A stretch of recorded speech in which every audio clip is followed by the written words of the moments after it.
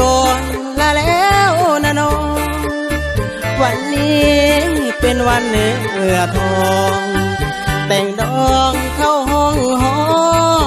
หาชาติที่อายจนยอมทนหมุนมองควนคางมีหักครั้งเดียวก็ห่างนวลนางไอ้ขออวยใส่บุญเก่าเขาสร้างมาน้อยแต่กรรมซ้ำลายเลิศลอยมันคอยกันกลางทางไปอายเป็นดอกหญ้าหวังเด็ดดอกฟ้าเคียงกายบ่เห็นสิเป็นไปได้เสียดายเด้ดวงสตาคิดถึงนางยังเอาข้อความมาอ่านภาพถ่ายน้องนั้น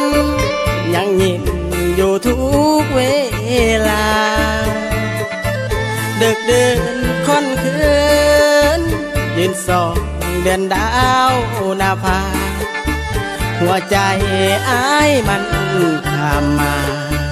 ภาวะแรงแรงลมลมลาหักที่หักสะบันบ่โหสิไปใส่กันต้องการหนีความระบมบ่แม่นสิ่งสร้างนวลนางดอกนาแอวกลมเพื่อน้องอายต้องคืนคมนี่ไปลา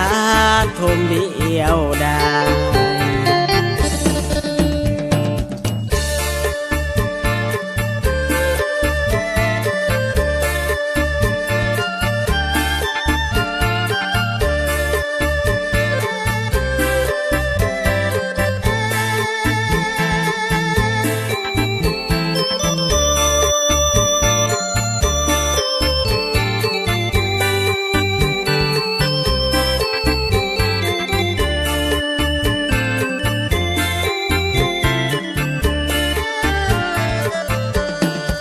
คิดถึงนางยังเอาข้อความมาอ่านภาพถ่ายน้องนั้นยังยิ้มอยู่ทุกเวลาดึกดื่นค่อนคืนยืนส่องเดือนดาวหน้าผาหัวใจอ้ายมันข้ามมาภาวะแรงแรงลมลมลาหักที่หักสะบันบ่โหสิไปใส่กันต้องการหนีความระบมบ่แม่นสิ่งสร้างนวลนางดอกนาแอวกลมเพื่อน้องอายต้องคืนคมนี่ไปลาทมเดียวดาย